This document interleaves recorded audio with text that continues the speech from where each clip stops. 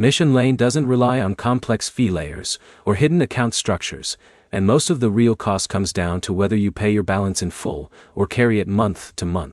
By the end of this, you'll understand how Mission Lane's fee schedule actually works, what you will realistically pay, and where people misunderstand the true cost of using it to build or rebuild credit. Start with the basic structure. Mission Lane is an unsecured credit card designed for people building or rebuilding credit. That means you do not need a security deposit like a secured card. Instead, you're given a credit limit based on your approval profile. Now look at the main cost structure. Mission Lane typically does not charge a confusing bundle of account fees for basic use. The main cost comes from interest if you carry a balance instead of paying your statement in full. That is where most users end up paying more than expected. Next is how interest becomes the real fee. If you do not pay your full balance each month, interest is applied to the remaining amount.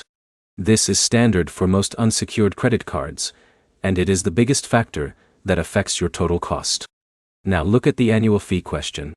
Some Mission Lane card offers may include an annual fee depending on your credit profile and the specific card version you are approved for. That fee, if present, is disclosed at approval and is not hidden inside usage charges. Next is how rewards fit into cost. Some Mission Lane cards offer cashback-style rewards on purchases. These rewards can offset spending, but they do not eliminate interest costs if you carry a balance. Now look at the real cost perspective. The fee schedule is not really about monthly charges. It is about how responsibly you manage your balance over time. Paying in full usually means very low cost beyond any potential annual fee.